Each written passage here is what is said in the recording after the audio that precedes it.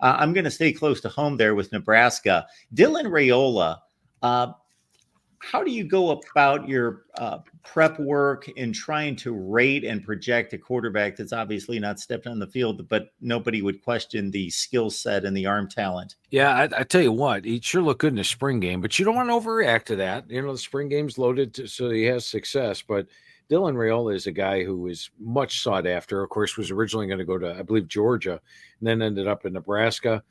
He's got the Nebraska heritage. He was my number 2 rated quarterback coming out of high school. He's a guy that sees it. He's got a great feel for everything. He's more mature than your typical true freshman. He's got a big arm. He's got all the arm talent in the world. And he sure looked good when the lights came on in the spring game in front of a pretty good crowd. And he's got a good supporting cast as well.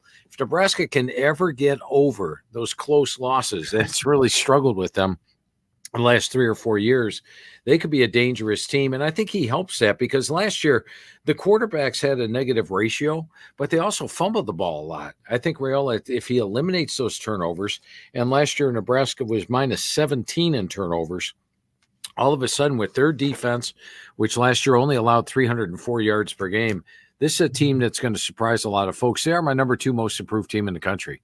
Absolutely. And you went a direction that I was going to follow up with.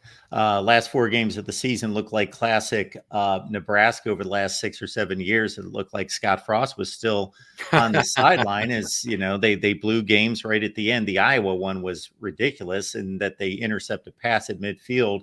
They're about 10 yards from the game-winning field goal, and they throw it right back to Iowa the very next play.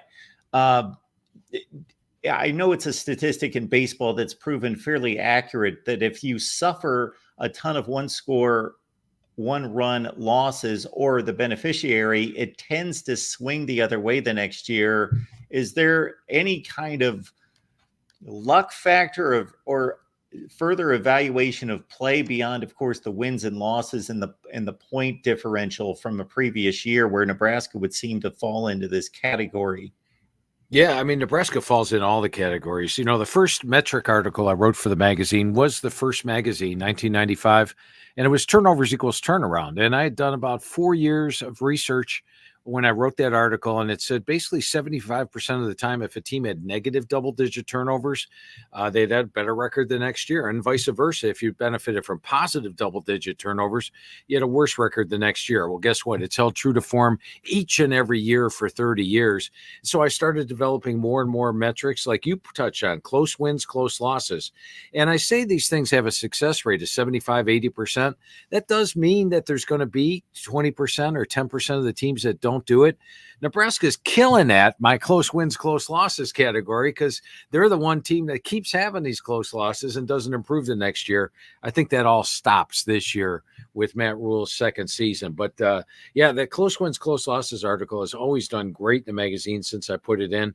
And it actually has about a 76% success rate, except for that doggone Nebraska team, which is ruining the metric. But you mentioned the key factor there. Second season, Matt Rule, Temple, Baylor, we all know the deal. So maybe he pulls it off at Nebraska this year and they improve decidedly. I've got a statistic for you, Phil. I started to notice about 7 or 8 years ago that with a lot of the preseason publications, that they were extremely conservative in their projections, meaning that they were selecting basically the same record or maybe just a 1-game difference from the previous season. And so I thought, well, how often does a team have a significant increase or decrease in losses? So I set 3 as the bar as being the difference between, a significant change. 6-6 team becomes a 9-3 team or a 3-9 team the next year, for example. And I've tracked this now for 7 or 8 years. 26 teams last year out of the 70 Power 5 teams, 26 had a plus or minus difference in wins the previous season of at least 3. And that's pretty consistent.